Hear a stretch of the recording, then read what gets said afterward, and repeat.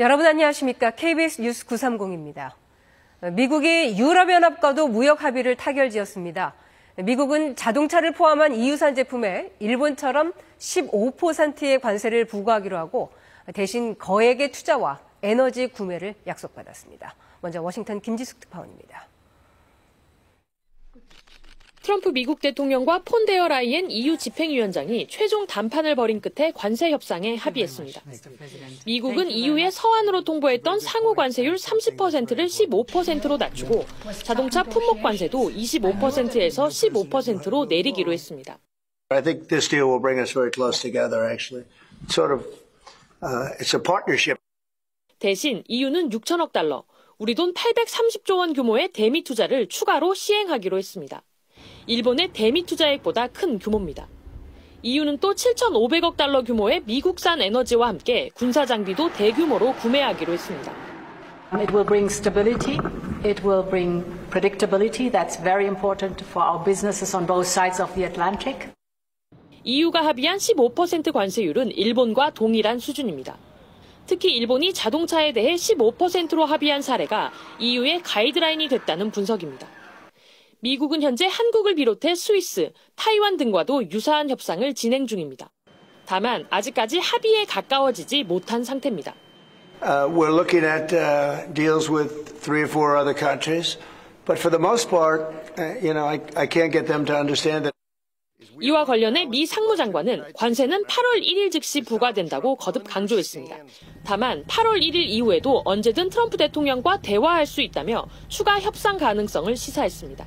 미 상무장관은 또 무역확장법 232조에 근거한 반도체 관세 조치를 2주 안에 발표할 예정이라고 밝혔습니다. 반도체는 자동차와 함께 한국의 대표적인 대미 수출 품목인 만큼 관세가 부과될 경우 우리 기업들이 직격탄을 맞을 거란 우려가 커지고 있습니다. 워싱턴에서 KBS 뉴스 김지숙입니다. 미국과 EU가 15% 관세율에 합의했지만 적용 범위를 놓고 양측 정상의 입장이 엇갈리고 있습니다. 의약품 분야에 대해 EU는 똑같이 15%가 적용된다고 발표했지만 미국은 의약품은 제외된다고 주장했습니다. 이번 합의를 놓고 유럽 언론들은 양측의 체면치레용 타협안이라고 평가했습니다. 또 30% 관세율은 피했지만 관세가 거의 없던 올해 초에 비해 EU 경제에 부정적 영향을 줄 거라고 우려했습니다. 우리 정부도 총력전을 벌이고 있습니다. 이재명 대통령은 어제 별도 공개 일정을 잡지 않고 국익 중심의 협상을 주문한 것으로 전해졌습니다. 방준원 기자의 보도입니다. 지난 25일과 26일 이틀 연속 통상 대책회의를 열었던 대통령실. 휴일인 어제 공개회의 일정은 없었지만 이재명 대통령은 관련 진행 상황을 수시로 보고받았습니다. 대통령께서는 비공개 일정임에도 불구하고 거의 24시간 내내 보고받으시는 상황이다라고 보셔도 무방합니다. 미국 현지에 머물고 있는 산업부 장관과 통상교섭본부장 등은 물밑 협의를 이어갔고 정책실장과 안보실장도 막바지 대응 전략을 점검한 것으로 알려졌습니다. 현재는 통상부문의 협상이 더 집중된 상황으로 쟁점은 농축산물 시장 개방과 조선업 협력 등입니다. 미국이 쌀과 소고기 등 추가 시장 개방을 압박하는 상황에서 우리는 미국이 관심을 보이는 조선업 등을 지렛대로 활용해 압력을 상쇄해야 하는 상황입니다. 국익을 중심으로 해서 가장 우리나라에 큰 혜택을 줄 수 있고 그리고 세계의 되게 복잡다단한 상황 속에서 여러 가지를 염두에 둔 협상에 임하라라고. 오늘과 내일 미중 관세 협상이 예정된 만큼 다음 달 1일까지 우리에게 주어진 시간은 실제로는 이틀 정도인 상황입니다. 구윤철 경제부 총리가 베센트 미 재무장관과 오는 31일 만나 협상에 나설 거로 알려졌고 조현 외교부 장관도 루비오 미 국무장관과 별도로 만납니다. 25% 상호 관세가 현실화되면 실질 GDP가 최대 0.4% 감소할 거란 전망치가 나온 가운데 정부는 경제뿐 아니라 외교 라인도 투입해 막판 협상 타결을 위한 총력전을 펼칠 계획입니다. KBS 뉴스 방준원입니다. 이재명 정부의 대북 정책에 대해 북한이 첫 공식 반응을 내놨습니다. 김여정 노동당 부부장은 이 대통령은 전임자와 다를 바가 없다며 서울에서 어떤 정책이 나오든 흥미가 없다고 말했습니다. 김경진 기자가 보도합니다. 북한 김여정 노동당 부부장은 오늘 담화를 통해 이재명 정부가 내놓고 있는 대북 확성기 방송 중단 등 대북 유화 제스처에 대한 입장을 내놨습니다. 북한이 이재명 정부 대북 정책을 두고 공식 반응을 내놓은 건 이번이 처음입니다. 김 부부장은 먼저 한국이 남북 신뢰 회복의 첫 신호로 묘사한 대북 선전방송 중단은 진작 하지 말았어야 할 일들을 되돌린 것에 불과하고 평가받을 만한 일이 못 된다고 했습니다. 또 이재명 정부가 귀맛 좋은 장서를 늘어놓았지만 한미동맹에 대한 맹신과 대결 기도는 선임자인 윤석열 전 대통령과 조금도 다를 바 없다고 주장했습니다. 또 민주든 보수든 한국은 절대로 화해와 협력의 대상이 될 수 없다며 국가 대 국가 간 관계가 영구 고착된 현실에서 통일부는 해체되어야 한다고도 했습니다. 김여정 부부장은 남북관계의 성격을 근본적으로 바꾸어 놓은 역사의 시계초침은 되돌릴 수가 없다며 서울에서 어떤 정책이 수립되고 어떤 제안이 나오든 흥미가 없고 한국과 마주 앉을 일도 없다는 뜻을 밝혔습니다. 김 부부장은 경주 에이펙 정상회의에 김정은 국무위원장을 초청할 수 있다는 목소리에 대해서도 헛된 망상이라고 일축했습니다. 북한이 공식 입장을 내놓음에 따라 정부는 북한의 진위를 파악하고 남북관계 개선 방향에 대한 고민을 이어갈 것으로 보입니다. KBS 뉴스 김경진입니다. 오늘도 푹푹 찌는 날씨가 계속되겠습니다. 이 폭염은 앞으로 사나흘은 더 이어진다는 예보입니다. 이정훈 기상전문기자가 보도합니다. 어제 하루 천리안 위성 영상에서 관측한 한반도 주변의 구름 모습입니다.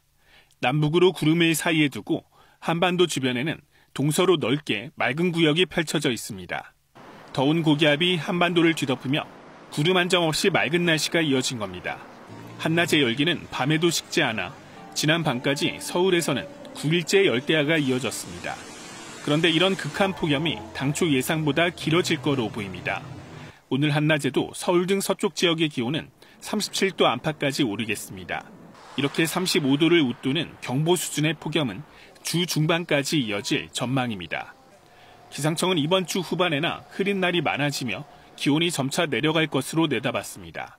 하지만 이후로도 33도 이상의 폭염과 열대야는 계속되는 곳이 많겠습니다. 길어지는 폭염에 피해도 점점 더 커지고 있습니다. 질병관리청이 지난 26일까지 집계한 온열 질환자는 2,300명에 육박하고 이 가운데 11명이 숨진 거로 추정됩니다. 지난해 같은 기간보다 3배 가까이 많은 수치입니다. 당분간 폭염이 지속될 거로 예보된 만큼 건강관리에 신경 쓰고 축사나 양식장에서도 피해가 커지지 않도록 대비해야 합니다. KBS 뉴스 이정훈입니다. 전력 수요가 급증하면서 밤사이 곳곳에서 대규모 정전이 잇따랐습니다. 열대야 속의 주민들은 밤새 불편을 겪었습니다. 이희연 기자입니다. 아파트 단지 전체가 칠흑 같은 어둠으로 덮였습니다. 더위를 견디다 못한 주민들은 반팔 반바지 차림으로 집 밖으로 나왔습니다. 더운데 고생했고 다들 나와 있었죠. 난리도 아니었죠. 전부들 나와가지고 뭐 카페를 가는 등 또 아는 지인 집으로 가는 분도 계시고 또 차에서 시동 켜놓고 에어컨 켜놓고 있고. 어제 오후 8시 20분쯤 인천 연수구의 한 아파트 단지 1,400여 세대에 전기 공급이 끊겼습니다. 무더위에 전력 수요가 급증하면서 아파트 변압기가 고장난 거로 추정됩니다. 한전이 긴급 지원에 나서 일부 세대는 1시간 반 만에 복구됐지만 700여 세대는 밤새 큰 불편을 겪었습니다. 비슷한 시각 서울 동작구의 한 아파트에서도 4개 동 400여 세대가 정전 피해를 입었습니다. 아파트 관리사무소는 1시간 10여 분 만에 복구를 마치고 각 동에 순차적으로 전기 공급을 재개했습니다. 어제 오후 6시쯤에는 경기도 화성의 1,500여 세대 규모 아파트 단지에서도 정전이 발생했습니다. 아파트 전기 기계실 과부하로 전력 공급이 끊긴 거로 보이며 복구에는 40여 분이 걸렸습니다. 이번 정전으로 주민 4명이 승강기에 갇혔다 구조되기도 했습니다. KBS 뉴스 이희연입니다. 독일 서남부에서 열차가 탈선해 최소 4명이 숨지고 수십 명이 다쳤다고 현지 언론이 보도했습니다.